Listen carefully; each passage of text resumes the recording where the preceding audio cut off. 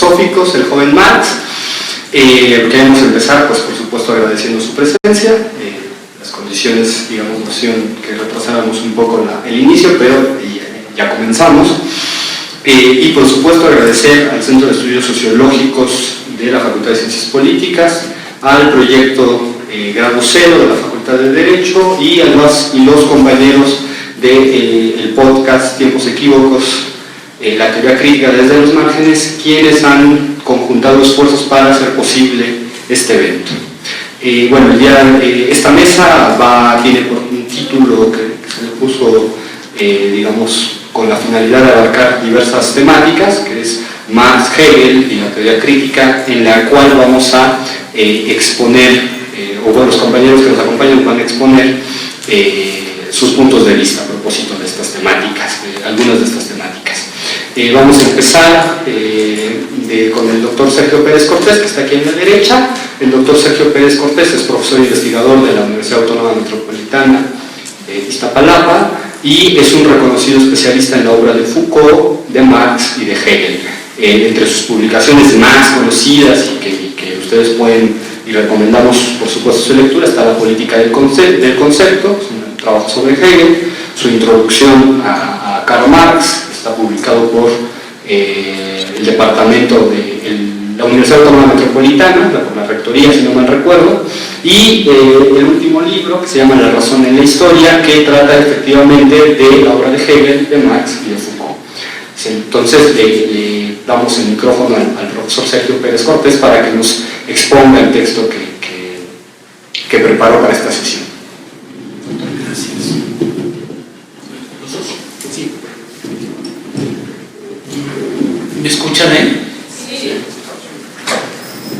Perdón, no estoy habituado a hablar con dos micrófonos de frente. Bueno, primero que nada agradezco a los organizadores la invitación que me han hecho.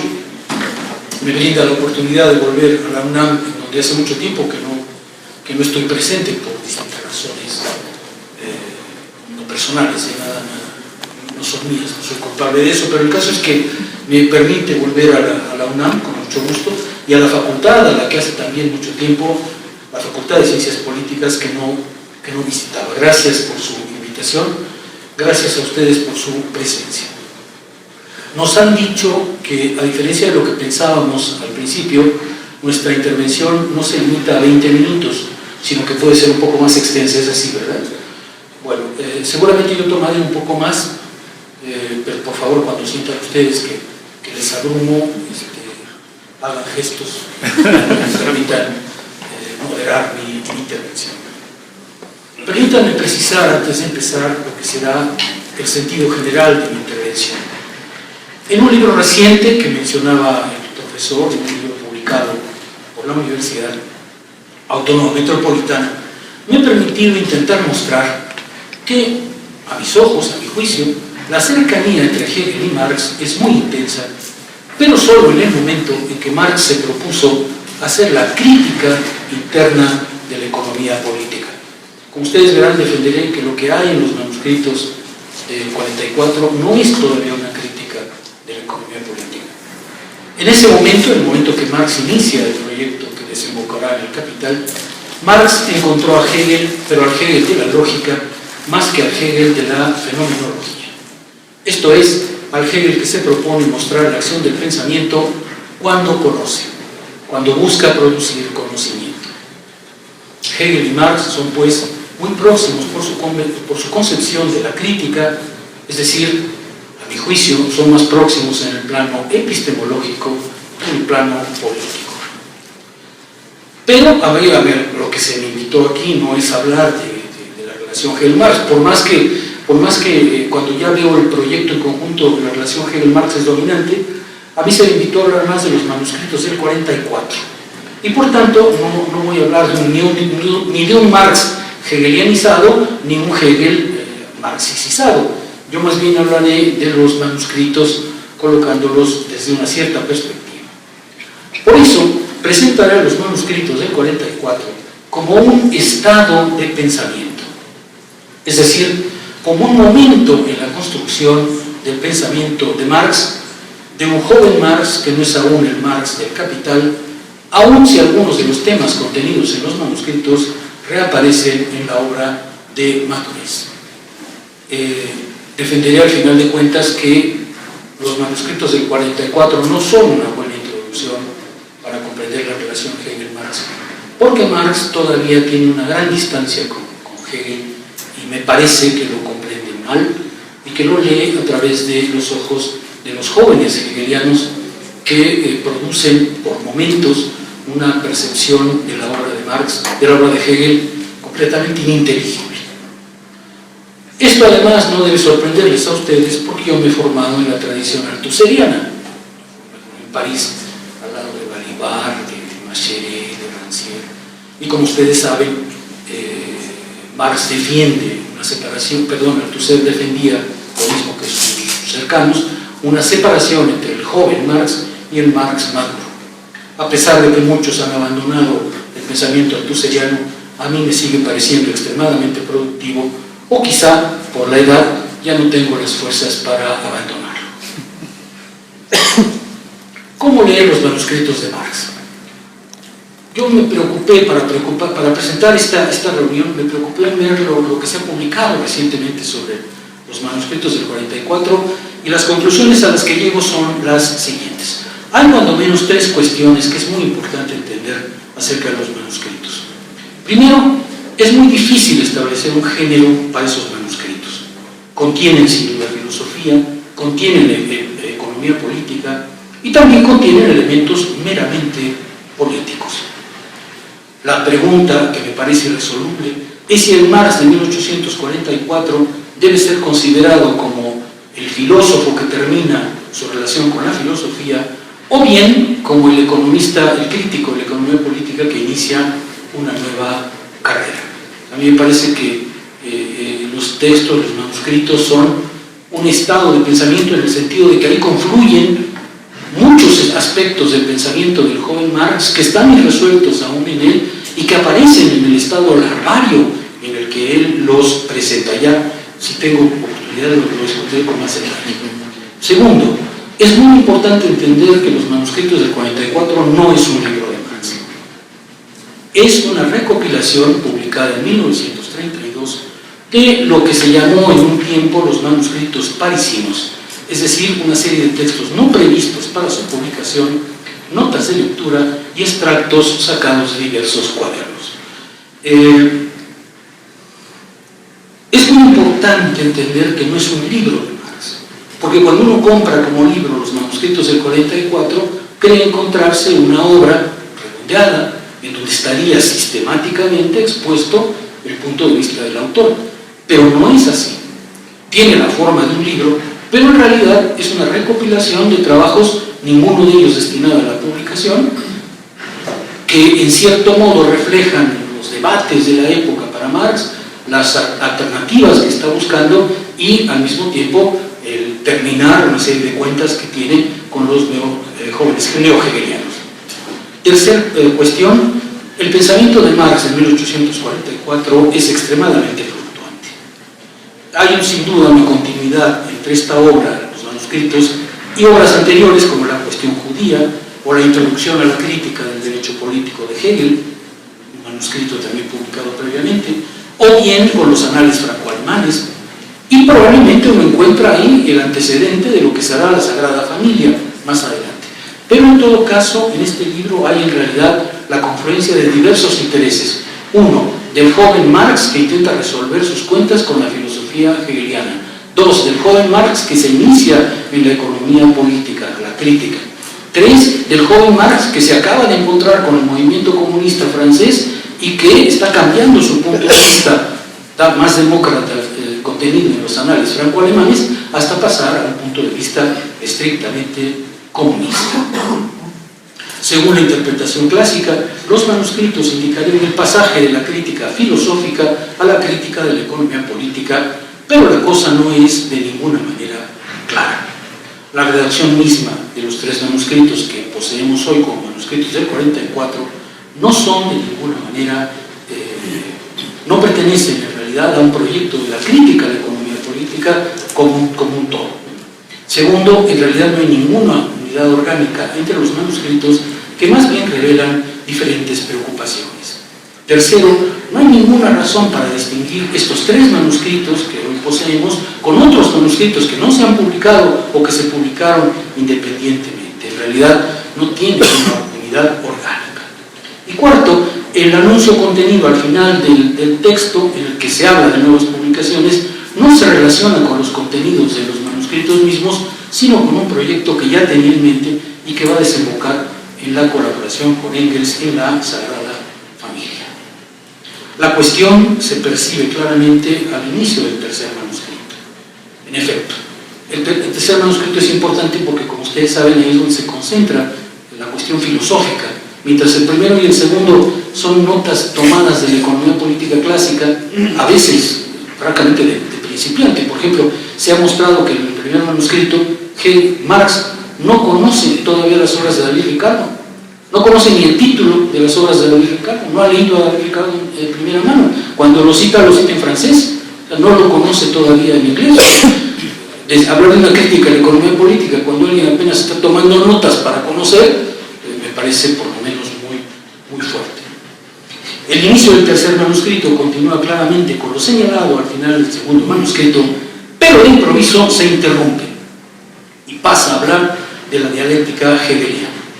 Los comentaristas han llegado a la concepción, a la comprensión de que esto se debe a que de improviso Marx quiere concluir la polémica que tenía con Arnold Rugged, que había iniciado en junio de ese año en la revista Wormars, como resultado de un artículo crítico que Marx había escrito acerca de los tejedores de silicio. Entre tanto, Marx se encamina por esta vía, por la vía de terminar con Rugged, hacia una ruptura con los jóvenes hegelianos y en su conjunto, sobre todo con Bruno Bauer, que es para Marx, y en realidad es así, la figura dominante de los jóvenes hegelianos, ¿cierto?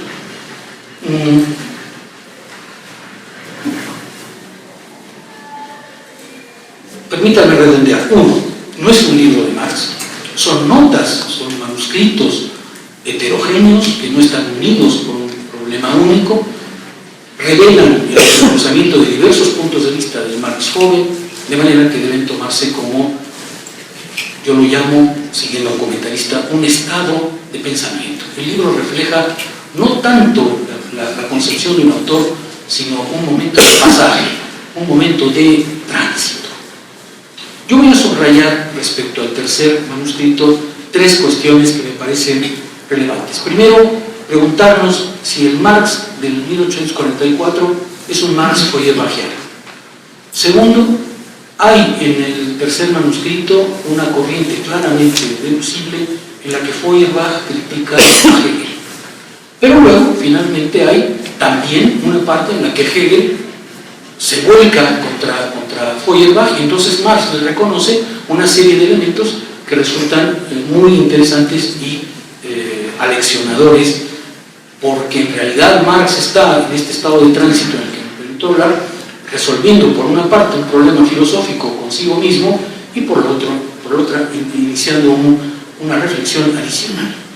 Tradicionalmente los manuscritos del 44 han sido considerados como el último texto feuerbachiano de Marx, pero en realidad no es el más feuerbachiano de los textos, porque esto correspondería más bien a la crítica del derecho político de Hegel. ¿Es del todo un texto feuerbachiano? Uno queda convencido que sí, pero después se revela que no es exactamente así, porque, como ustedes recuerdan, el tercer manuscrito se inicia con una serie de elogios con los que se abre un gran reconocimiento a Feuerbach. Marx llega a decir, como ustedes recuerdan, Marx llega a decir, es el único que ha tenido una relación seria con Hegel, es el único crítico serio de Hegel y es el único que merece entre todo el movimiento hegeliano una consideración formal. Pero en realidad, como lo veo uno cuando está leyendo el texto, lo que se encuentra es que el término que domina los manuscritos y que en realidad es un término de origen feuerbachiano, el término de alienación, va cambiando gradualmente de sentido. Se puede decir, pues, que en los manuscritos del 44 Marx va a pasar de la crítica de Feuerbach a la filosofía, a la crítica de la economía política pero no tanto a través de Feuerbach, sino a través de Moses Hess. Moses Hess, amigo de Marx, cercano a Marx, había escrito varios libros en los que intentaba aplicar el método feuerbachiano, es decir, el método de inversión feuerbachiano, pero ya no aplicado a la religión, sino a la economía política. Quizá el texto más importante en esta línea es un texto de Moses Hess que se llama La esencia del dinero, en el que aparece la idea típicamente de Hess de que la alienación de la que Feuerbach había mostrado que domina el pensamiento hegeliano, la alienación ya no se presentaba únicamente en el plano religioso, sino también en el plano de la economía política.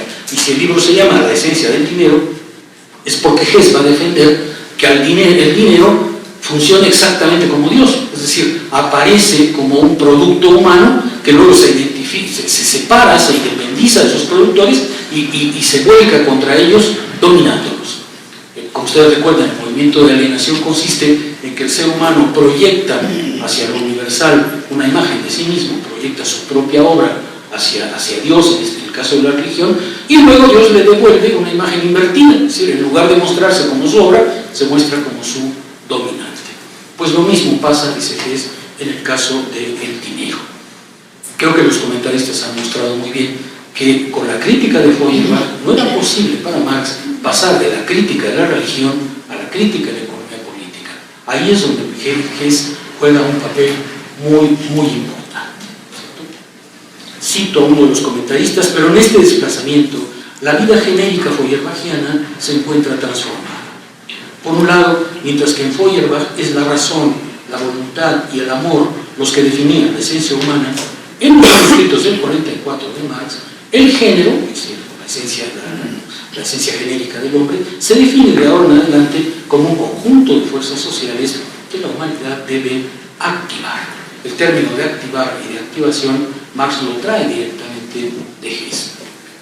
Primer elemento que quería subrayar de estos manuscritos, pues, el tercer manuscrito es: Marx pasa ciertamente de la crítica de la religión a la crítica de la economía política, pero no lo hace a través de Feuerbach, porque el humanismo feuerbachiano no lo permitía. Lo hace a través de Hess y a través de la crítica que Hess había intentado hacer ahora a términos de la economía política, pero utilizando el término de inversión proveniente de Feuerbach. Segundo elemento que quiero subrayar: Feuerbach, crítico de Hegel. Para Marx, la gran acción de Feuerbach es haber mostrado tres cosas. Uno, que la filosofía no es otra cosa que la religión transpuesta al pensamiento, que ella es pues igualmente condenable, igual que la religión, en tanto que forma y modo de existencia de la alienación humana. Segundo gran mérito de Feuerbach, haber fundado el verdadero materialismo y la ciencia real, eligiendo como principio fundamental de la teoría la relación social del hombre al hombre. Tercer gran elemento, haber opuesto lo positivo que reposa sobre sí mismo y que es positivamente sobre sí mismo a la negación que pretende ser lo positivo absoluto. Estos son, según Marx, los tres grandes méritos que Feuerbach ha tenido en la crítica respecto a Hegel. Y en efecto, todo esto parece justificado.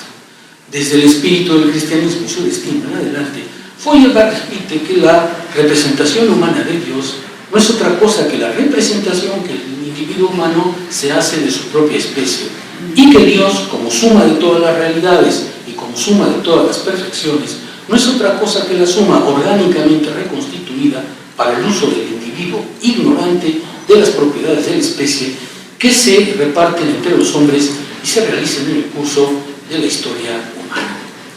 Esa es la crítica fundamental de Feuerbach. Los hombres han puesto en Dios una parte de sí mismos, pero ese Dios les devuelve una imagen invertida y entonces acaban en la alienación. La crítica se dirigía a la teología, pero la crítica se dirigía también a la filosofía. Feuerbach, en los principios de la filosofía del futuro y luego en las tesis provisionales para una reforma de la filosofía, escribe: el secreto de la teología es la antropología. El secreto de la filosofía especulativa es la teología, que se distingue de la teología común en que transpone aquí abajo es decir, actualiza, determina y realiza la esencia activa que la otra coloca arriba por miedo y tontería.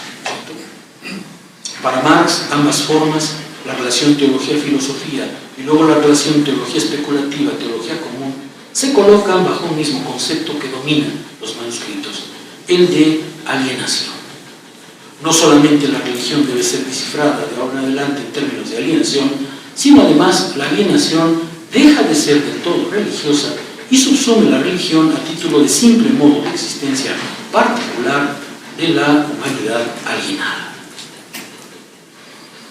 La idea según la cual Feuerbach colocó en el principio de la teoría de las relaciones humanas puede ahora mostrarse igualmente en los principios de la filosofía del futuro, en la que el parágrafo número 59 dice, cito a Feuerbach, la esencia del hombre no está contenida sino en la comunidad, en la unidad del hombre con el hombre, unidad que no reposa sino en la realidad de la distinción del yo y del tú. Pero fíjense ustedes, en Feuerbach todo descansa en la comunidad, pero comunidad no es lo mismo que relaciones sociales. El humanismo feuerbachiano se coloca en el punto de vista de la relación yo y tú y habla de comunidad, pero no habla de relaciones sociales y mucho menos de relaciones productivas.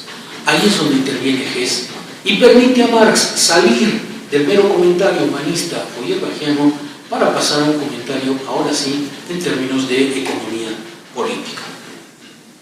Después de Hess, y por eso es importante su presencia, comunidad ya no significa comunidad intersubjetiva unida por el amor, que es como lo concebía Feuerbach, sino que es comunidad práctica articulada en actividades, especialmente actividades de producción.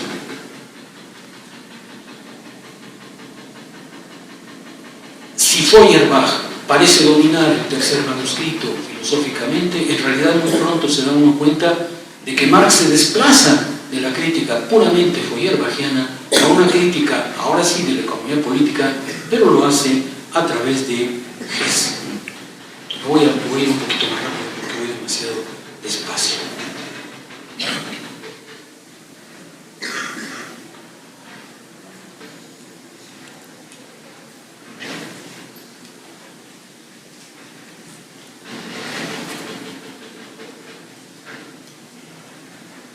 En realidad la crítica que se inicia en este momento es, por así decirlo, el contrapié completo de Hegel, ¿no es cierto?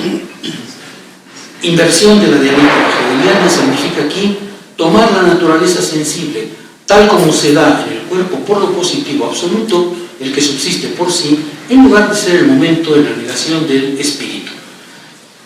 Inversión del sujeto y del predicado, discurso directo de que la lógica ha sido obtenida por abstracción a través de la naturaleza, una alternancia a través de fases contradictorias de afirmación y de negación de la religión. La crítica que hace Marx a Hegel en este momento pasa enteramente por la perspectiva feuerbachiana, pero es profundamente injusta. Marx llega a decir que según Hegel, en realidad, el saber absoluto es una consideración imaginaria porque reconcilia ciertamente lo que ha separado al individuo concreto de la esencia genérica del hombre, pero lo separa, dice él, en un mundo más allá, ¿cierto? Esta es la inversión que Marx detecta en Hegel. En Hegel dice el pensamiento es el ser, el pensamiento es el sujeto y el ser es el predicado. Como ustedes saben, es la acusación de esta inversión de la que Hegel sería responsable. El hombre real y la naturaleza, escribe Marx, devienen en Hegel simples predicados, símbolos de aquel hombre irreal, oculto, y de esa naturaleza irreal. Sujeto y predicado están, pues, en una relación de inversión absoluta, uno frente al otro. Yo debo confesar que después de haber leído a Hegel muchos años, un cierto número de años, tratar de leer a Hegel a través de Marx es incomprensible. No hay manera de encontrar a Hegel a través del joven Marx. Esta idea de la inversión, según la cual para Hegel todo se había resuelto en el pensamiento y en la abstracción, resulta indefendible después de comprender a Hegel mismo. Pero así es como lo comprende el joven Marx a través de Feuerbach, y de ahí la importancia que Feuerbach tiene en esta perspectiva. Cito a Feuerbach para que vean la clase de crítica que hace a Hegel y que Marx sigue puntualmente. Abstraer, dice Feuerbach, es poner la esencia de la naturaleza fuera de la naturaleza, la esencia del hombre fuera del hombre, la esencia del pensamiento fuera del pensamiento. Fundando todo su sistema sobre los actos de abstracción, la filosofía de Hegel ha alienado, es el título de Feuerbach, al hombre de sí mismo, e identifica ciertamente lo que separa, pero bajo un modo que comporta a la vez la separación y la mediación. A la filosofía de Hegel le falta la unidad inmediata, la certeza inmediata, la verdad inmediata. Esta crítica, que insisto, es incomprensible cuando ya se conoce a Hegel, es sin embargo la crítica que Marx va a adoptar. Cito a Marx para que vean el tono en que se refiere. Dice literalmente Marx: así, la enciclopedia entera no es sino el autodespliegue de la esencia del espíritu filosófico, su autoobjetivación. El espíritu filosófico no es otra cosa que el espíritu alienado del mundo pensando al interior de su propia alienación, es decir, aprendiéndose de manera abstracta. La lógica es el pensamiento alienado que debe necesariamente hacer abstracción de la naturaleza y del hombre el pensamiento abstracto. La exterioridad de este pensamiento abstracto, la naturaleza tal como se presenta este pensamiento abstracto, la naturaleza de ese exterior, ella constituye la pérdida de sí. Ciertamente Feuerbach está presente en la lectura que Marx hace de Hegel, a tal punto, yo diría, y por eso insistía en que los manuscritos del 44 no son una buena introducción para comprender la relación Marx-Hegel, al punto que el Hegel que resulta de las lecturas de Marx es un Hegel, a mi juicio, a veces prácticamente incomprensible. No hay manera de entender lo que Marx afirma de Hegel cuando ya se lo conoce. Pero en cambio, lo que sí logró Marx, y eso quizá es importante subrayarlo, es bloquearnos a muchas generaciones el acceso a Hegel. Porque, como nos había dicho que era impresentable, que todo estaba invertido y que todo se realizaba en el pensamiento más abstracto y en el más allá, más lejano, pues entonces nos parecía muy fácil despacharnos a Hegel en tres patadas. Lo cierto es que, por ejemplo, en mi caso particular, la vuelta a Hegel me llevó literalmente decenios, o sea, la figura de Marx. Y por eso insisto que no es un libro lo que tenemos enfrente. La figura de Marx se erige de tal manera que volver a Hegel después de él, para mi generación, resultó extremadamente difícil. En cambio, en los manuscritos, en el tercer manuscrito, hay una vuelta de tuerca, porque Marx reconoce a Hegel, a pesar de todo, algunos méritos. Y entonces Hegel se convierte ahora en crítico de Marx. Si al inicio Feuerbach critica a Hegel, luego padece una inversión y ahora es Hegel el que va a criticar a Feuerbach. ¿En qué término? En que, según Marx, Hegel ha descubierto, a pesar de todo, a pesar de ser todo el discurso de la alienación, ha descubierto, dice Marx, la historia, y la historia del trabajo humano. Y ha descubierto, dice él, que a través de la historia el ser humano hace su propia constitución de sí, ¿cierto? Esto es muy interesante y apenas aparece en el texto, porque aquí Marx invierte la relación y ahora nos dice, pero hay algo que Hegel ha dicho y que Feuerbach no vio, y es la historia. Y Marx la va a encontrar, curiosamente, no en los textos históricos de Hegel, sino en la fenomenología. Pero hay algo que Marx encuentra en Hegel y que no encuentra en Feuerbach: la conceptualización de la historia y del trabajo. Hay una grandeza en Hegel, dice Marx, quien en la fenomenología, cito, toma la producción del hombre por sí mismo como un proceso, la objetivación como desobjetivación, como alienación y superación de esa misma alienación. Ahora, Hegel va a servir de crítico a Feuerbach, mostrando que hay una dimensión en la fenomenología que es la dimensión del trabajo y de la historia, y que Hegel ha podido descubrir, dice Marx, que esa es la perspectiva verdadera del hombre genérico. Fíjense hasta qué punto ahora ya estamos lejos de Feuerbach. Al inicio, Feuerbach criticaba a Hegel a través de la religión. Luego, Marx hace el pasaje de la crítica de la religión a la crítica de la economía política. Y ahora resulta que Hegel critica a Feuerbach porque él ha descubierto de un modo inesperado la historia y el trabajo. Es curioso que Marx haya leído así la fenomenología y no haya podido saber, no haya podido darse cuenta de que todo Hegel es el trabajo, de que toda la obra hegeliana descansa en el trabajo. Cito a Marx: la relación activa real del hombre consigo mismo, en tanto que ser genérico, dicho de otro modo, la afirmación de un ser en tanto que ser genérico real, en tanto que ser humano, no será posible sino a condición de que, por una parte, el hombre realice efectivamente la totalidad de sus fuerzas genéricas, lo que presupone la acción común de los hombres, en tanto que resultado de la historia. Y si, por otra parte, esas fuerzas se presentan frente a él como objetos, lo que a su vez no es posible, sino sobre la base de la alienación. Así que Hegel, aún al interior de la alienación, ha comprendido que el trabajo es el autoengendramiento del hombre, que la relación a sí mismo como un ser extraño y la afirmación de sí en tanto que ser extranjero son la conciencia genérica y la vida genérica en devenir. Por eso, Marx afirma que Hegel se sitúa, escuchen, desde el punto de vista de la economía política moderna.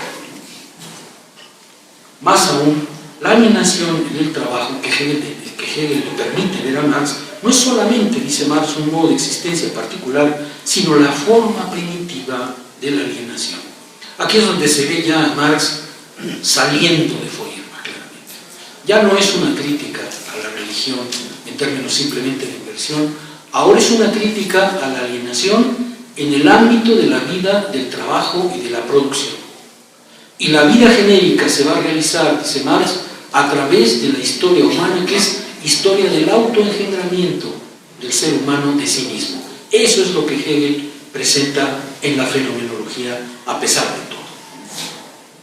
Cito a Marx porque aquí estamos ahora sí saliendo hacia el horizonte de la economía política. Se puede considerar, cito a Marx, a la industria material corriente como una parte del movimiento general, lo mismo que se puede considerar ese mismo movimiento como un aspecto particular de la industria, actividad alienada de sí misma. Tenemos delante de nosotros, bajo la forma de objetos concretos, extraños, útiles, bajo la forma de la alienación, las fuerzas esenciales del hombre objetivadas.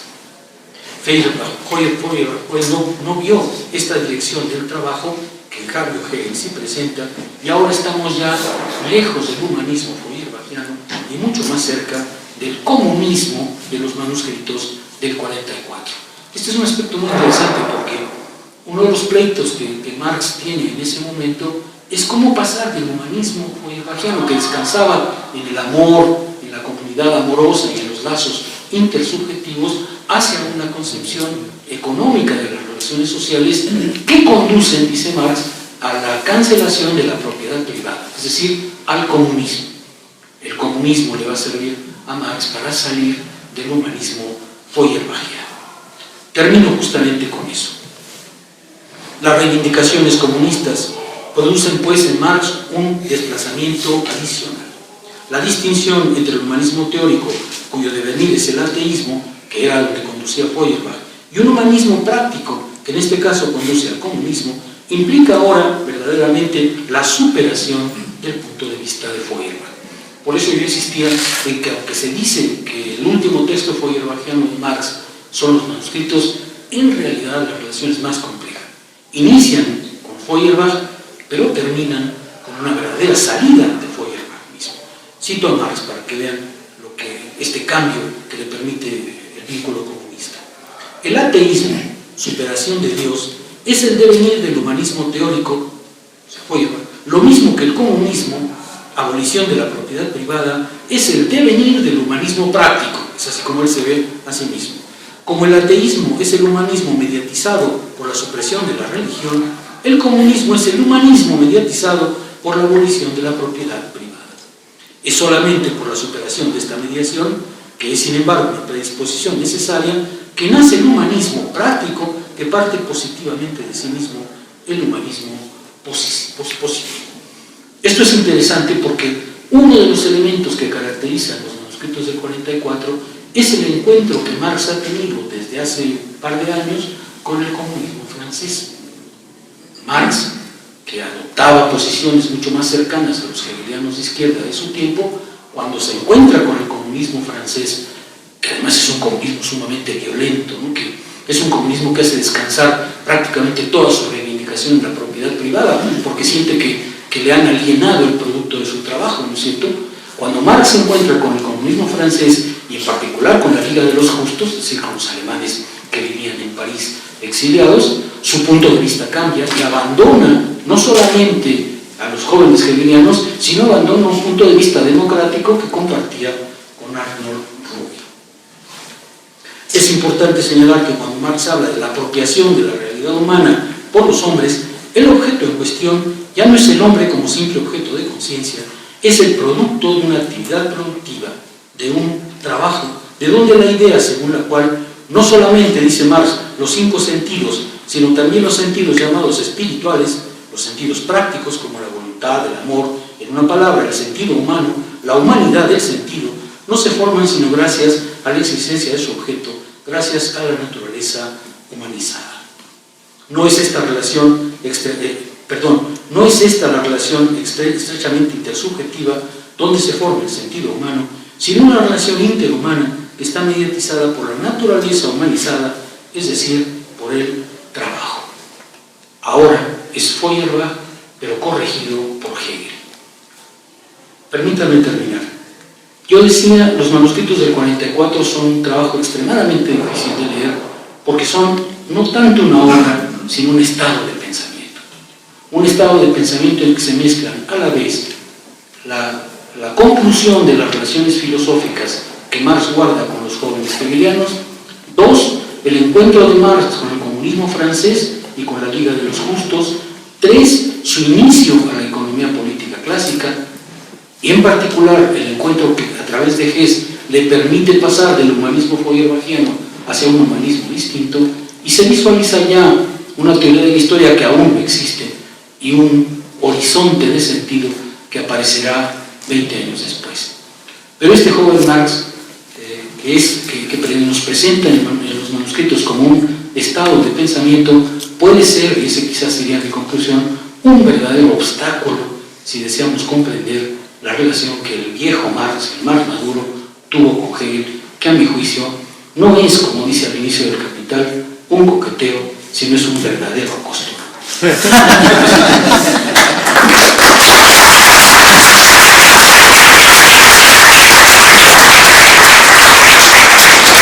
Agradecemos mucho la participación del doctor Sergio Pérez Cortés. Indudablemente su exposición generará en más de uno o una compañera una interpelación importante. Vamos a continuar con la exposición del doctor Gerardo Ábalos Tenorio. El doctor Gerardo Ábalos Tenorio es profesor investigador de la Universidad Autónoma Metropolitana en su unidad Xochimilco. Estamos un poco colonizados por los banderos en eso de Hegel, lo cual es muy positivo.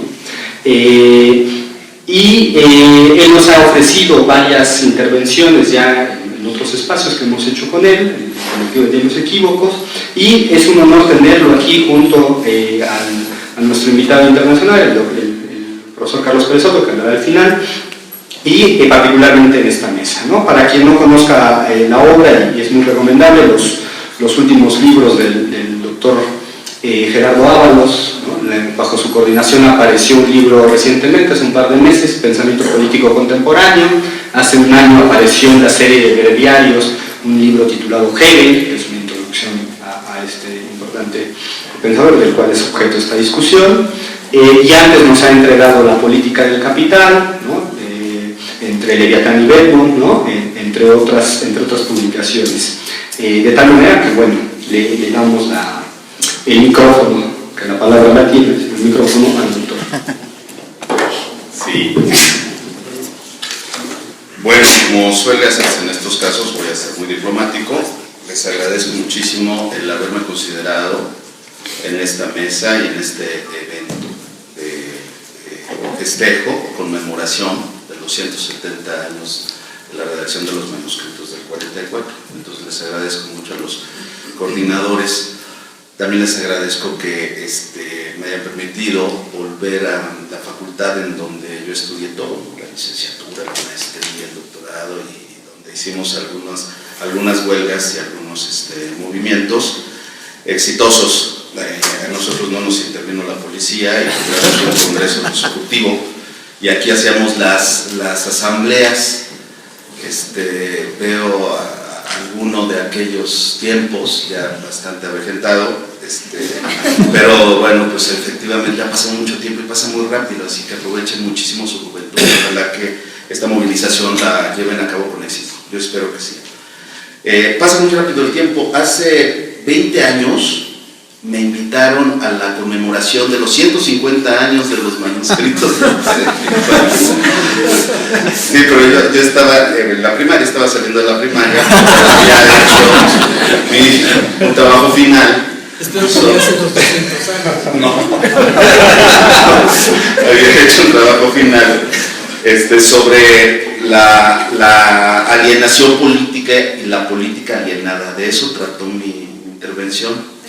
Lo más curioso es que hay cosas que no cambian, y la imagen que ilustraba en ese tiempo el afiche, el póster, el cartel, era Prometeo encadenado, era igualita a la que diseñaron ahora, y estoy seguro que Jaime Ortega todavía no nacía, ¿no? O tenían 2 años, no sé cuándo. Ya tenía como 15, ¿no? No sé, tenían muy pocos años, y entonces, ¿cómo van pasando? Esas son las formas sociales, justamente. No importa lo que el sujeto quiera hacer y su voluntad individual, la astucia de la razón se manifiesta claramente, y de ahí pues, la enorme fuerza de un pensador como Hegel, ¿no? Entonces, bueno, la verdad es que empecé a escribir algo y empecé a reiterar lo que dije hace 20 años. Claro, le iba a modificar algunas cosas, pero sostengo exactamente lo mismo acerca de la politicidad enajenada y la enajenación política como clave de incomprensión del presente y de los cambios estatales en el presente. Así que entonces me puse más bien a ver qué podía ser interesante en una mesa tan, pues con 2 figurones del pensamiento de Marx y del pensamiento de Hegel. Entonces, pues realmente yo me siento muy agradecido y también muy impresionado, porque sí impresiona estar así, ¿no? En medio de esos grandes. La verdad, yo los leí antes de conocerlos personalmente, ¿no? Cuando estaba haciendo mi tesis de licenciatura sobre Marx. Pero bueno, no les voy a contar anécdotas, les voy a hacer una propuesta. Como la mesa se llamaba Hegel, Marx y la teoría crítica hoy, Hegel, Marx y la teoría crítica hoy, más que hacer un ejercicio como el que sin duda lo hacen con magistral manufactura los Pérez, o sea, Pérez Cortés, Pérez Soto. Entonces quiero más bien hacer una provocación, y la provocación consiste primero en que reflexionemos acerca de los vericuetos que ha tomado lo que se conoce como crítica, ¿no? Porque de pronto ya crítica no significa lo mismo que significaba hace 20 o 30 años, aunque parezca que sí, no es así. Miren, para ponerlo rápido, ¿no? Krause puede ser hoy crítico de la historia, y un neoliberal puede ser un nihilista crítico del Estado.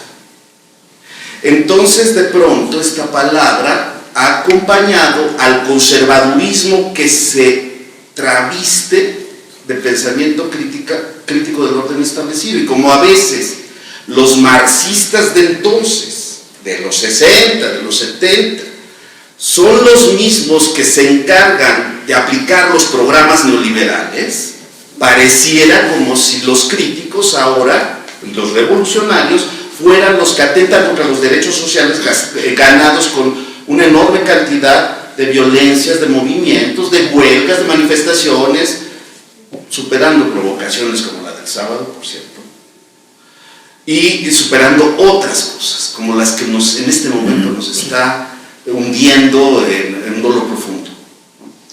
Entonces, pues lo primero que quiero hacer es que llamar la atención acerca de lo que es la crítica hoy, y luego sí proponer obviamente una relectura de Marx desde un horizonte hegeliano, pero sin desechar a Marx, sino usándolo como complemento de Hegel, sobre todo en lo político. Entonces yo uso el Estado como un catalizador de esta recuperación hegeliana de Marx y de esta recuperación marxiana de Hegel. Es meramente una serie de señalamientos porque no da tiempo para profundizar ya con las citas y la comparación en alemán y todo esto que se hace en otros seminarios como los de Mario Rojas, que está aquí también ahí presente. Y lo voy a hacer. Entonces, primero, por teoría crítica, como la mesa se llamaba Hegel, Marx y la teoría crítica hoy, siempre que nos dicen teoría crítica, casi lo asociamos inmediatamente con la escuela de Frankfurt. Y creo que la escuela de Frankfurt, si bien ha recuperado a Kant y a Hegel, está haciendo en su nueva generación, lo he sostenido en otros lados, estoy dispuesto a demostrarlo, pero lo que está haciendo ahora la escuela de Frankfurt es sí recuperar a Hegel, pero el Hegel más decentito, el más kantianizable, para hacer a Hegel un republicano y un demócrata, que no es un demócrata. Hegel no es un demócrata. Él argumenta en favor del corporativismo, en favor de la monarquía constitucional, y eso pues está prefigurando lo que fue la política en el siglo XX. Pero digo, oye, por teoría crítica no vamos a entender solamente aquellas producciones teóricas de quienes han quedado ubicados como herederos de la escuela de Frankfurt, sino todas aquellas construcciones que se articulan en torno al ejercicio de la crítica. Al respecto, es necesario precisar que crítica no se refiere a la condena moral de un sistema o un modo de vida, sino al ejercicio de la razón para analizar, o sea, separar, desintegrar, deconstruir o destruir de plano los fenómenos, para luego sintetizarlos, presentándolos de nuevo, o sea, representándolos en una constelación interpretativa. Con palabras de Kant, crítica es pasar por el tribunal de la razón los fenómenos, para hallar los alcances y los límites de la propia razón en su uso teórico y en su uso práctico. Hoy en día el pensamiento crítico, si bien no es hegemónico, tampoco es marginal.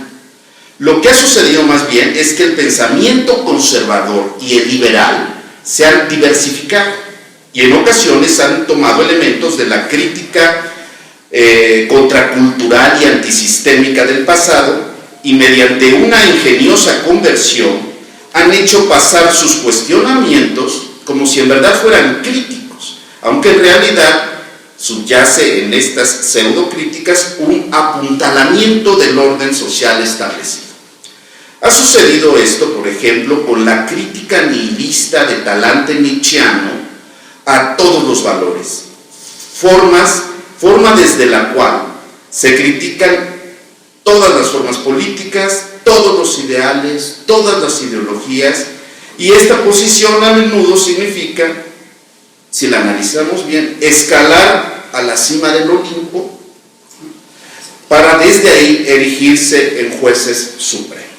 Nunca se abandona un horizonte de comprensión, pero cuando se critica todo, en realidad se apela a un horizonte neutral que en verdad no se tiene. Pues bien, está por demás advertir que esta forma de denostación termina por equiparar todo, con lo cual, parafraseando a Hegel, solo se ve la noche en que todos los gatos son pardos. No hay diferenciación, se critica todo por igual y entonces no hay matices. En lo político, en el análisis de la política y de lo político, esto tiene consecuencias obviamente fatales. Todo se homogeneiza y resulta lo mismo un neoliberal que un populista. Bien, en el terreno de lo político, decía esta pseudocrítica, termina por fortalecer los supuestos del liberalismo en su peculiar versión liberista, hayekiana o gnosikiana, de Gnosis. El Estado y la política son condenables in toto. La política es un mal en sí mismo y todos los políticos son iguales. Si se han oído eso, ¿no? Todos quieren el poder, todos son ambiciosos, todos son iguales, que se vayan todos. Como se ve, en esta posición convergen el sentido común y el liberalismo. Pero esta convergencia no tiene una forma de expresión simple, sino que está adornada, es sutil, ¿no? Es sofisticada, con todo lo que implica la raíz de esta palabra, sofisticada. y en todo caso convergen en la negación del Estado, pues efectivamente se hermanan los neoliberales, los nihilistas y el sentido común en una lógica de un ciudadano despolitizado que rechaza la política y que está muy acorde al nuevo sujeto posmoderno. Bien, en esta misma dirección se encaminan las visiones y desarrollos aparentemente críticos, pero que en su puesta en operación, es decir, performativamente, neutralizan la crítica. Pongo 3 ejemplos rápidamente, los señalo. La crítica a la modernidad, la desmitificación de la historia y la crítica al cientificismo positivista. En cuanto a lo primero, o sea, la crítica a la modernidad, hay que decir que aunque el cuestionamiento de la modernidad hunde sus raíces en una posición estética sobre todo, y se remonta a los años 40 del siglo pasado, fue en los años 90 cuando proliferaron por todas partes los ataques a la modernidad, la crítica a la modernidad, incluidos aquellos que se habían caracterizado por haber asumido una posición que más bien se definía como una crítica al capitalismo. Entonces, de la crítica al capitalismo se pasó de manera sutil a la crítica a la modernidad, asimilando modernidad y capitalismo como si se estuviera hablando de lo mismo. Una vez que se había desintegrado la URSS, parecía ya no haber lugar para reiterar el sustrato de explotación, despojo y exclusión que significa el capitalismo, sino que resultaba más provechoso, más ventajoso referirse a las sutilezas de la dominación y el poder que ya no ejercía exclusivamente el capital, sino que lo manifestaba o que lo ejercía el propio ideario moderno en cuanto tal. Lo que había sido la crítica del capitalismo se fue deslizando hacia la más abstracta y más general y también más sutil, más chic, crítica de la modernidad. Daba más puntos, daba mejor lugar en la opinión pública, criticar a la modernidad y no seguir machacando con la explotación y estas cosas ya decimonónicas. Un solo ejemplo, un libro compilado por José Sexto Beriain y que incluye textos de Giddens, Bauman, Luhmann y Ulrich Beck, por lo demás textos, ensayos muy interesantes, pero que compilados por este autor español se titula Las consecuencias perversas de la modernidad.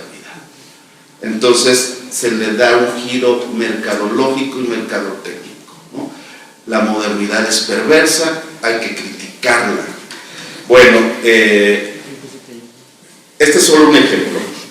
El otro ejemplo tiene que ver con la recuperación liberal de la desmitificación y desmistificación de la historia, referente básico de la visión materialista de la historia con anterioridad, y que consistía básicamente en referir los grandes acontecimientos históricos a la feliz coincidencia entre el trabajo, su sabiduría o su conocimiento y la voluntad de emancipación de los pueblos y las masas, sobre todo en la interpretación histórica de las revoluciones modernas.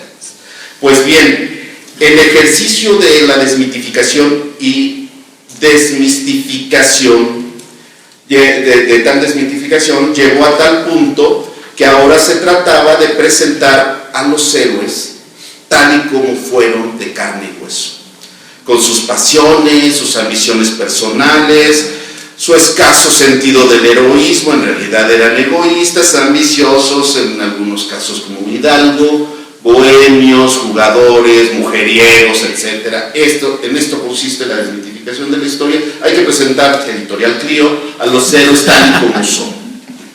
Y entonces se caen los héroes y la historia, digamos que se seculariza, se terrenaliza. Y si se presenta en un formato con imágenes, con sonido, con los archivos históricos de Televisa, pues entonces estamos hablando de una reescritura de la historia a través del imaginario, que consiste en hacer que no haya héroes y que no haya referentes, que los héroes no eran históricos y que, como decía Hegel, el héroe para la ayuda de cámara no es un héroe, obviamente, pero no es porque no sea un héroe, sino porque el punto de vista es el de ayuda de cámara, ¿sí? El ayudante, el sirviente. Pues sí, ni modo, hay que decirlo, la visión de la historia, esta desmitificadora y esta reescritura de la historia que está haciendo el empresario cultural Enrique Krause, tiene este referente.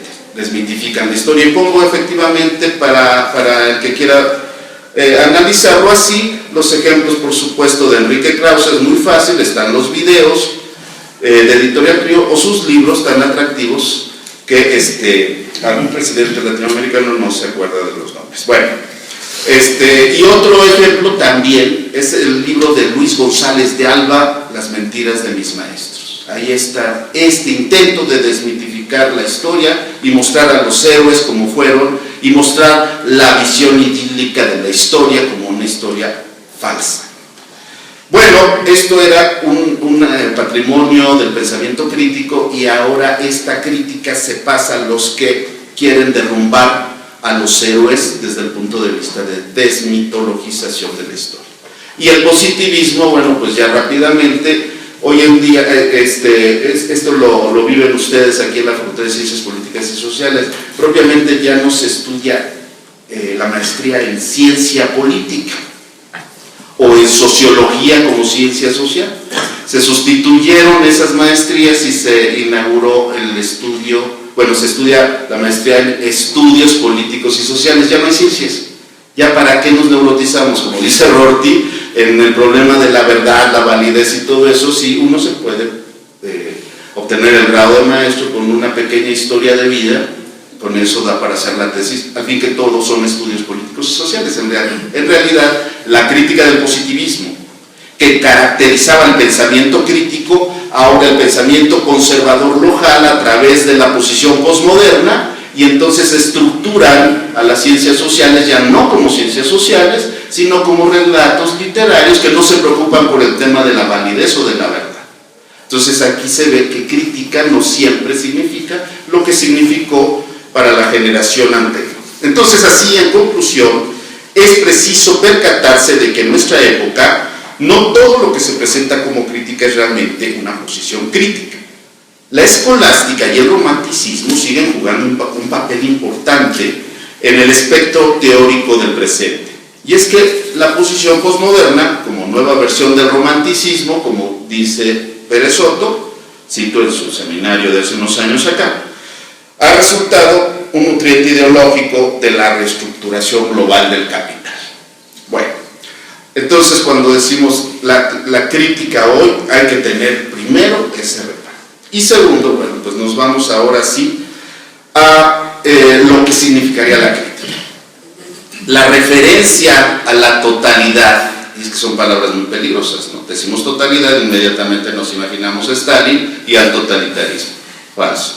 Entonces, la referencia a la totalidad que da sentido a los entes, es decir, la insistencia en que la multiplicidad caótica que reportan los sentidos ha de poseer una coherencia sistémica u orgánica, un eje articulador, un fundamento, otra palabra peligrosa parece, fundamento, fundamentalismo, Bin Laden o Bush, dependiendo de la posición, ¿no? Y para nada, no tiene nada que ver.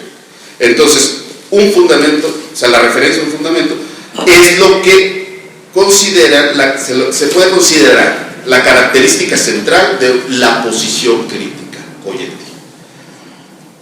Encuentra una amplia variedad del pensamiento crítico, se diversificó, se pluralizó, pero tiene razón un autor que hace un texto sobre un libro muy interesante por lo demás, que se llama Hemisferio Izquierdo, y sobre la teoría crítica hoy en día, se llama Razmik Keoshayan, el autor, un libro altamente recomendable, es un mapa del pensamiento crítico.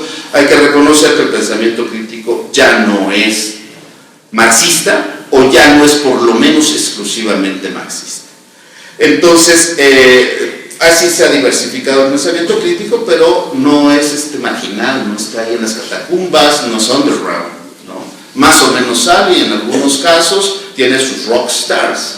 Y cito a 3 rock stars del pensamiento crítico. Uno, Judith Butler; otro, Frederick Jameson y otro Slavoj Žižek, ¿no? Ahí hay pensamiento crítico, pero en los tres casos hay una mezcla entre Hegel, Marx y otras corrientes y otros pensamientos para responder críticamente a los desafíos del presente. Hay muchos otros pensadores críticos, pero no los voy a enlistar. Centrémonos en los tres que dije y pongo, aunque son muy sugerentes sus relecturas de Hegel y Marx, los de Jameson y los de Žižek, por ejemplo, sí tienen ciertos rasgos que los hacen parciales o limitados. Por ejemplo, Jameson, en su reciente libro sobre el capital de Marx, sigue compartimentando el pensamiento de Marx en económico y político. Y a mí me parece que esa es una de las grandes limitaciones que tiene una relectura de Marx. Y en el caso de Žižek, pues es de sobra conocido su hegelianismo lacaniano, al grado de que hace a Hegel un Lacan avant la letra. Es decir, tenemos una sobredeterminación ahí de carácter psicoanalista lacaniano para leer a Hegel, y esto se manifiesta en dos textos recientes de la amplísima producción de Slavoj Žižek. Aparte de sus chistes y todo eso, es un filósofo y hay que tomarlo en serio, pero en efecto hace una relectura de Hegel desde Lacan, ¿no? Sin embargo, esto nos lleva a problematizar de una cierta manera la relación entre Marx y Hegel. Considero que es posible nutrir y fortalecer el pensamiento crítico de nuestros días realizando una relectura de la obra de Marx desde un horizonte hegeliano de comprensión y además realizando un complemento marxiano de la obra de Hegel, en especial aquella parte tan polémica referida al Estado y a la filosofía de la historia. Este ejercicio podría tener entonces como catalizador pues la cuestión del Estado. Un Marx releído desde Hegel, ¿qué significa esto? El primer reparo a esto es que esto ya se hizo.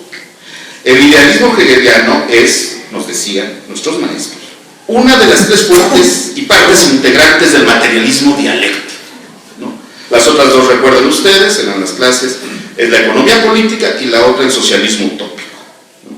Marx mismo reconoció que era discípulo de Hegel en este acostón al que nos hace referencia Pérez Cortés, ¿no? ¿Sí? ¿Se acuerdan de eso de Hegel no es un perro muerto, soy un discípulo de Hegel, y la vocinglería presuntuosa que quiere hacer de este pensador algo superado me resulta verdaderamente ridícula? Pero en efecto dice, pues coquetea con Hegel aquí y allá, y su forma de expresión que es particular la usé yo, pero la diferencia entre su dialéctica, que es mítica y mística, y mi pensamiento es que yo soy materialista y usted idealista, y eso ya es en el Marx maduro, ya es en el del Capital. Bueno, yo creo que se ha destacado siempre lo que le debe Marx a Hegel en cuanto a la lógica de la crítica de la economía política, y para poner un ejemplo está los libros de Seleni, que se leía hace tiempo, el de Helmut Reichert, que nunca se tradujo al español, y el de Patrick Murray, que destaca la lógica de Hegel en el pensamiento de Marx. Entonces son como clásicos.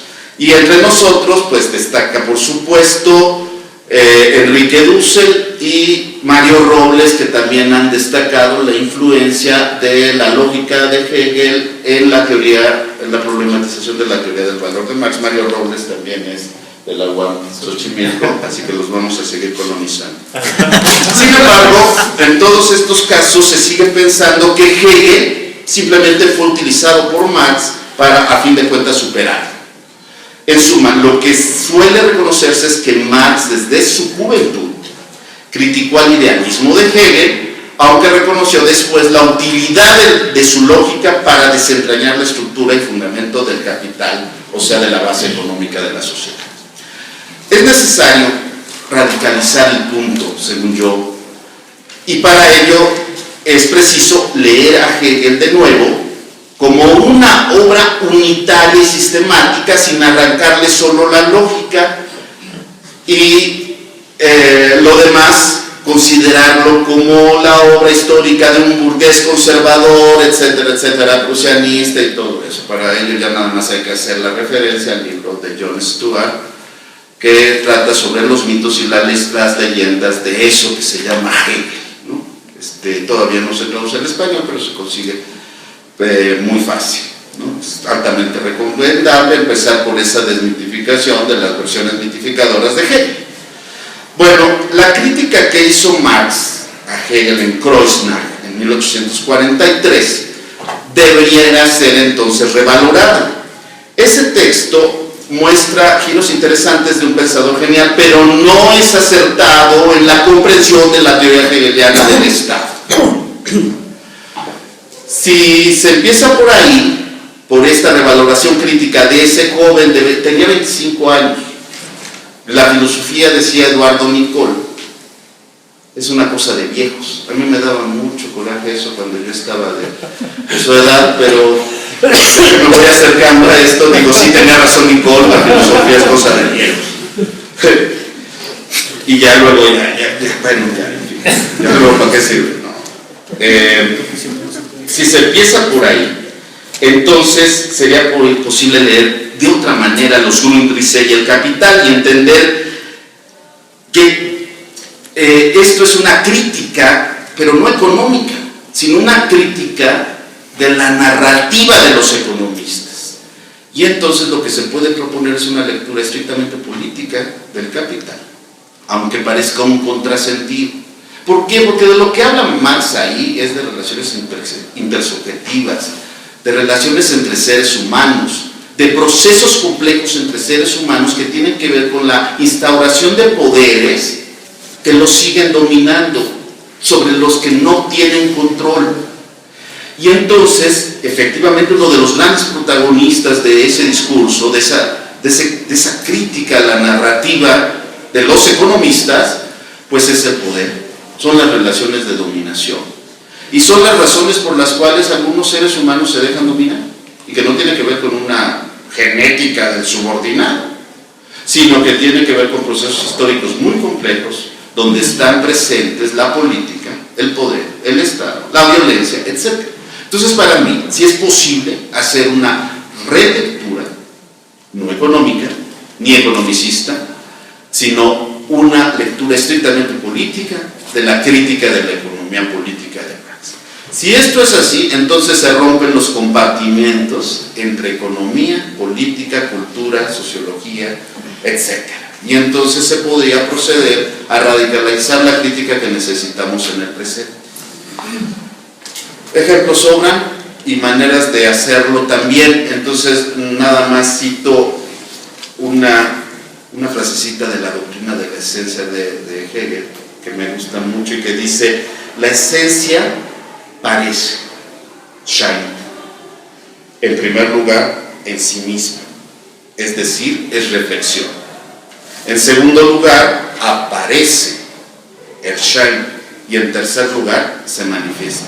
Bueno, esto que es una frasecita así de la doctrina de la esencia, puede inspirar una relectura de los distintos niveles de abstracción del capital de Marx, y entonces ver cómo el capital no es una potencia económica, sino que es una relación intersubjetiva, una relación social, que instaura un poder por encima de los seres humanos, y a esto Marx le llama forma-valor. Entonces, no tenemos como fundamento el trabajo, la exterioridad o el valor de uso en realidad, sino la forma-valor, como la especificidad de un discurso crítico que puede seguir siendo provechoso en el presente. Entonces, Hegel sí, pero no sin Marx, porque la doctrina del Estado de Hegel está inscrita en un horizonte especulativo. Es lo que a veces no se entiende bien. Es filosófica, y entonces alguien formado en el materialismo dice: pero ese estado, comunidad, racional, realidad de la idea ética, organismo, no existe más que en la cabeza de Hegel. No inventes, eso es mistificación. Sí y no porque está inscrito en un horizonte especulativo relativamente es el estado racional. Eso no significa que Hegel no reconozca que hay malos estados, lo dice así. Un mal estado, pues solo es estado de nombre. Es como el ojo de madera de Aristóteles. ¿Es un ojo? Pues no, porque no ve. ¿El Estado mexicano es un estado? No. En primer lugar, porque nunca fue soberano. En segundo lugar, porque se está desmoronando por la propia lógica de sus gobernantes y por la ausencia de racionalidad política, algo que no se puede entender desde la racionalidad estratégica del capital. Pero la doctrina del Estado de Hegel se apunta a la recuperación de la racionalidad política para la estabilización de las sociedades. Efectivamente, a Hegel no le gustaban las revoluciones. Dice Habermas, Hegel teorizó la Revolución Francesa porque le temía, ¿no? Lo que también aplica a Habermas, ¿no? Nada más que teme más bien a los migrantes. Bueno, okay. Entonces, sí, dice Bobbio, con Marx, Marx, Bobbio, que era muy querido en esta facultad, ahora ya no sé, pero era San Bobbio. Aquí estará en la sala Roberto Bobbio. Y todo el mundo citaba a Bobbio, ¿no? Que es uno de los grandes constructores de la democracia bolivariana, que es la que todavía lo que regía a México en cuanto a régimen político. Pero decía Bobbio, a ver, ni con Marx ni contra Marx, ¿no? Para definir su socialismo liberal que estuvo proponiendo en varios de sus escritos. Bueno, lo que yo pienso es que esto, además que suena así como timorato, no es un buen horizonte. Lo que yo considero es que hay que estar con y contra los autores, con y contra Hegel, con y contra Marx. Entonces, lo que sí podemos hacer es una posición hegeliana que señale los límites en el nivel de lo concreto de Hegel. Efectivamente, ese estado racional está postulado, pero lo que tenemos hoy en día tiene más que ver con la forma-valor desplegada universalmente en tanto imperio, y entonces con un estado racional, sí, pero subordinada a la racionalidad estratégica del capital. Sigue siendo política, porque sin la forma imperio no es posible entender el presente. Imperio obviamente no lo entiendo en el sentido del imperialismo, fase superior del capitalismo, sino el imperio como forma de vida cotidiana. El centro imperial sí es el aparato estatal estratégico de los Estados Unidos. Bajo una perspectiva así sigue siendo muy provechoso leer a Hegel con Marx y contra Marx, leer a Marx con Hegel y contra Hegel. Y esto me parece que nos abre un horizonte crítico todavía en el presente, que nos arma bastante bien para seguir siendo críticos y seguir orientando la comprensión de lo que nos está pasando y eventualmente aquello que antiguamente se llamaba praxis. Muchas gracias.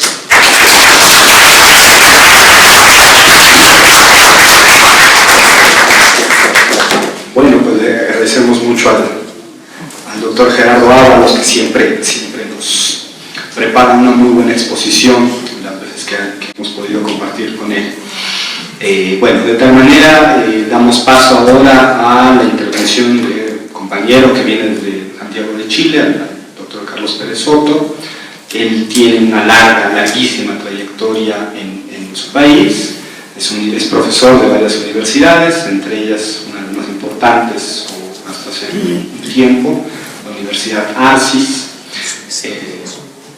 Tengo que presentar sus libros para recomendárselos. Bueno, pueden entrar a la página del doctor Pérez Soto, donde ahí están los libros, sus múltiples publicaciones sobre diversos temas. De tal manera, Carlos.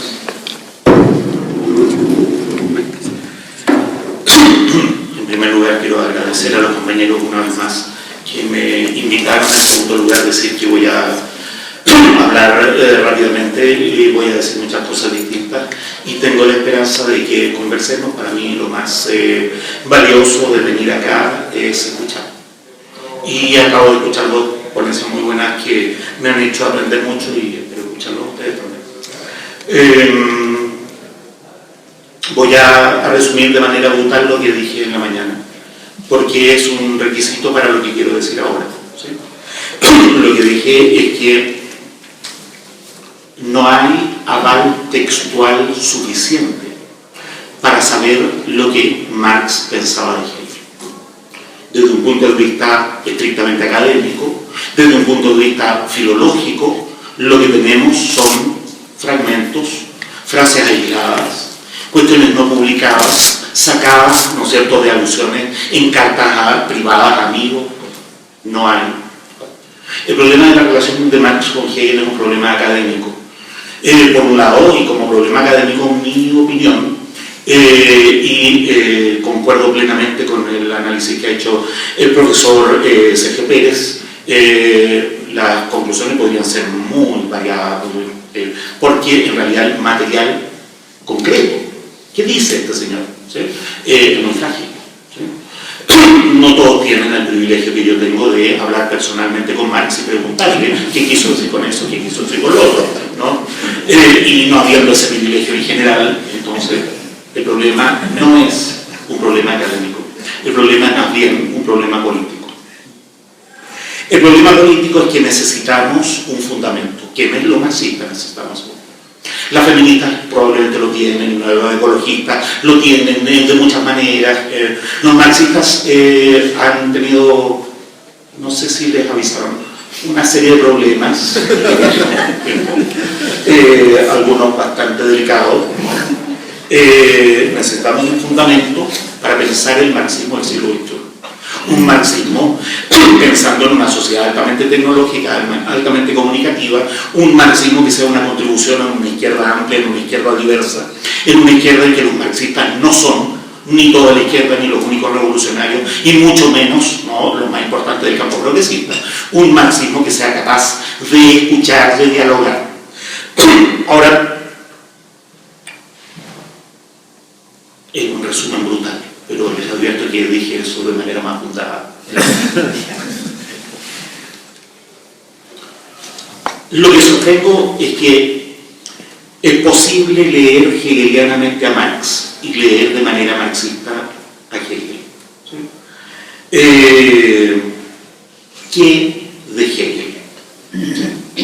Lo que sostengo es que podemos hacer una hipótesis global sobre el autor, sobre Marx, una hipótesis que tenga significación política.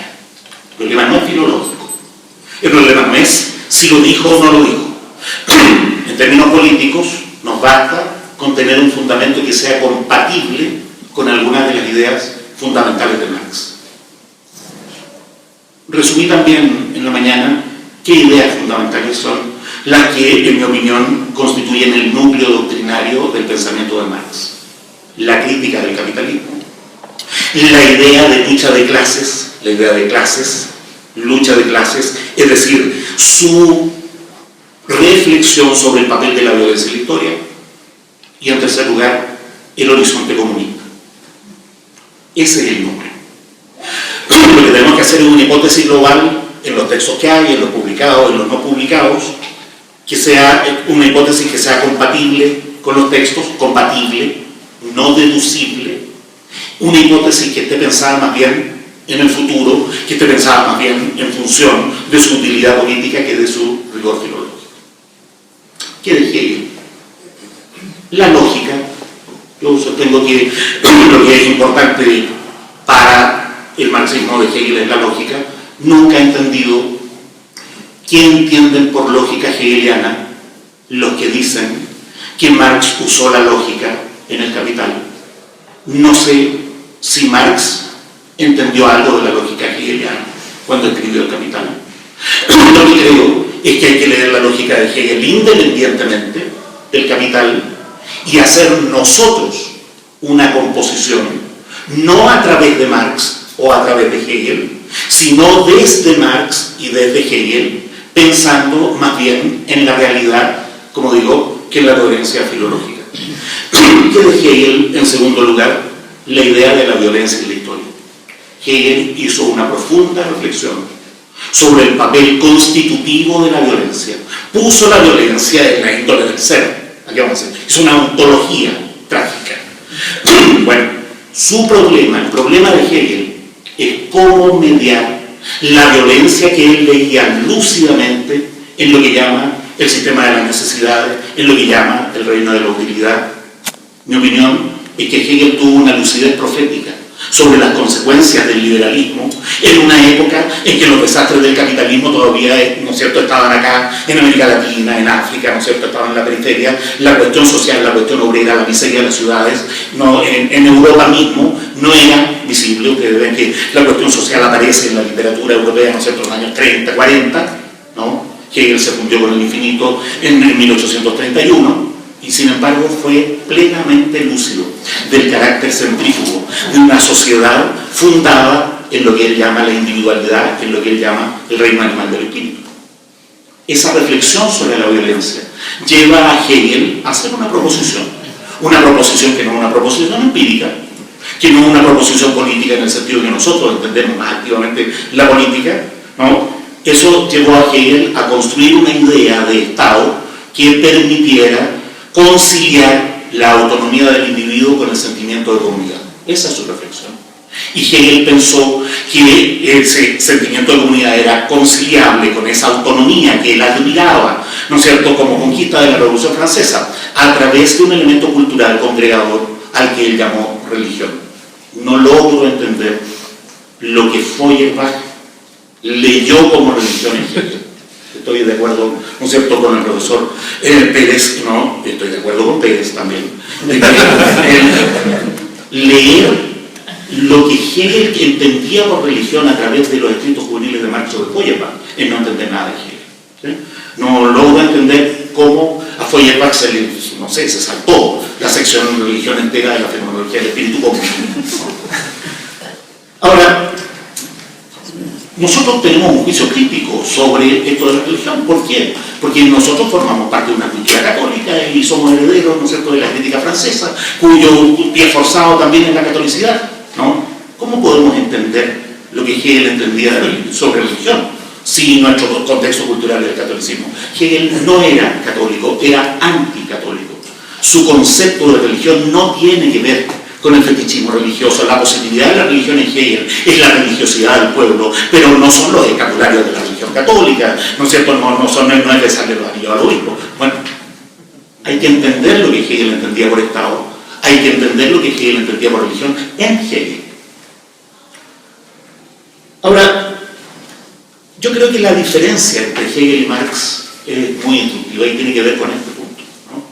La diferencia tiene que ver con la estimación que Marx y Hegel hacen sobre las posibilidades del Estado de Derecho. Hegel pensó que un Estado de Derecho humanizado por una religión cristiana profundamente secularizada, por una religión usada en sentido civil, no en sentido, ¿no es cierto?, eclesiástico, que no es el tema del luteranismo, ¿no? Él pensó que ese Estado de Derecho permitía negociar diferencias sociales que él veía como contrapuestas e irreductibles. Eso es lo interesante. La idea de la contraposición irreductible y sin embargo negociable, ¿sí? Bueno, Marx consideró, independientemente de si entendió mal o entendió bien a Hegel, que el Estado de Derecho no era sino una construcción ideológica que favorecía sistemáticamente a la clase dominante. Pero fíjense la consecuencia de una cosa y la otra. Si es pensable un horizonte cultural que permita humanizar el Estado de Derecho, entonces las revoluciones no son necesarias, sino que son peligrosas, ¿sí? En cambio, si el Estado de Derecho mismo es la violencia de las clases dominantes institucionalizada, la revolución es inevitable, es necesaria, es un derecho. Y entonces, es interesante, sobre la misma estimación, el Estado de Derecho del espacio de las negociaciones, Hegel y Marx llegan a una conclusión radicalmente distinta, ¿no? Pero asumamos, ¿estamos dispuestos a defender el derecho a la violencia revolucionaria junto con Marx? Yo sí, yo estoy dispuesto. Somos capaces de dar garantías de que la violencia revolucionaria será violencia de masas, inscrita dentro del respeto universal de los derechos humanos, sin tener a los enemigos como enemigos personales, sin ser, ¿no es cierto?, una violencia vengativa. ¿Podemos dar esas garantías? Mi opinión es que no podemos dar esas garantías. De tal manera que hay que asumir que si uno decide ser marxista y si uno decide defender el derecho a la violencia revolucionaria, se está comprometiendo con una idea trágica de la historia. Marx instaló la tragedia en la índole del ser, pero pensó que la tragedia era negociable.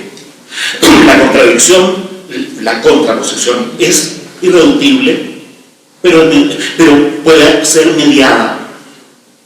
Marx pensó que solo a través de la violencia se puede consumar la violencia.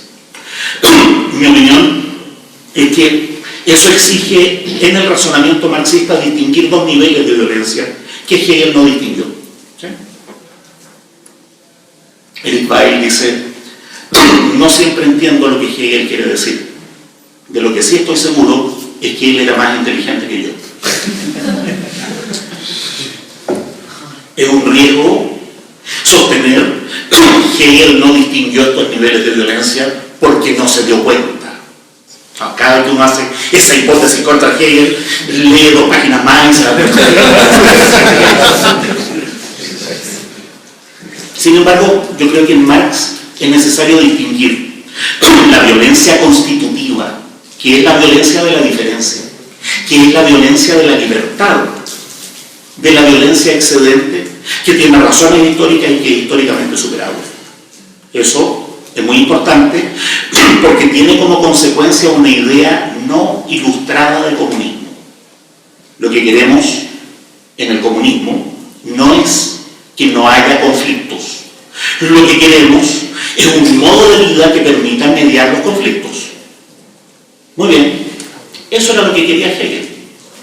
El punto es, sí, un Estado de Derecho suficientemente humanizado por la vía cultural, por la vía del reconocimiento, por la vía del diálogo, nos permite esa perspectiva, o estamos obligados a consumar la violencia de la sociedad de clase a través de la violencia.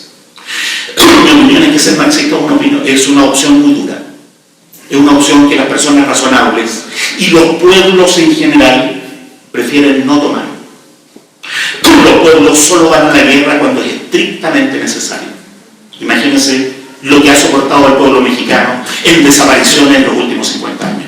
Y este pueblo no está dispuesto a ir a la guerra, a pesar de que está sistemáticamente expuesto a la violencia de clase, a la violencia que no solo es violencia simbólica o mercantil o precarización del empleo o endeudamiento, sino que es violencia física y es asesinato y desaparición de personas. Si ustedes van a los sectores populares a decir: compañeros, queremos humanizar la violencia, respondiendo a la violencia institucionalizada con la violencia revolucionaria, las personas razonables le van a decir: mire, la violencia solo engendra violencia. Y es la experiencia que los sectores populares tienen. Es la violencia de 500 años de opresión. Lo que tenemos que decir ofende al sentido común. Y mi opinión es que esa posición dura es la que representamos los marxistas. Sí, compañera, compañero, estudiante, poblador. Efectivamente la violencia engendra violencia, pero creemos que sin la violencia revolucionaria no se puede superar la violencia institucionalizada. Lo dije en la mañana, siempre lo digo de la misma manera. Las clases dominantes llaman paz a los momentos en que ellos van ganando la guerra. Nuestro problema no es iniciar una guerra, ya estamos en guerra. La cuestión es que la única manera de terminar esta guerra es ganarla. Hegel, siempre más inteligente, desde luego que yo, más inteligente que nosotros, desconfió profundamente de esa conclusión. Desconfió porque tenía el terror de la Revolución Francesa. Y uno puede decir, claro, Hegel, ¿no es cierto?, tenía la esperanza de ser reconocido por el rey de Prusia, era, ¿no es cierto?, el ideólogo de la monarquía absoluta, el precursor del fascismo. No le puede decir lo que quiera, pero ojo, porque la desconfianza conservadora de Hegel hacia el principio revolucionario, ¿no?, una desconfianza fundada. Yo creo que uno de los que mejor expresó esa opción trágica es Maurice Merleau-Ponty, en un libro dramático que se llama Humanismo y Terror. Yo siempre les recomiendo a los compañeros marxistas que lean Humanismo y Terror y vean si después de leer eso siguen siendo marxistas. O dicen, no, acabo de descubrir que soy de derecha. Hay que pesarse, porque es un buen correctivo, más un enemigo del movimiento popular que no se ha dado cuenta que de derecha se podría, ¿no es cierto?, podríamos liberar de él, ¿no es cierto?, mostrando el humanismo sostengo, como sostuvo Marx, que la violencia revolucionaria es un derecho y que los marxistas tenemos que pensar de qué violencia se trata y poner sobre la mesa ese problema.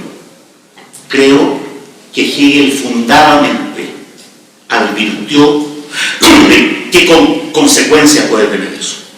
No es un timorato quien le teme a la revolución. Hegel siguió brindando por la toma de la Bastilla, ¿no?, hasta 1824, 1827, en plena época, ¿no es cierto?, de la Restauración, la época más reaccionaria de la historia del siglo XIX. No es un timorato. Lo que pasa, hay dolor, es que era más inteligente que yo.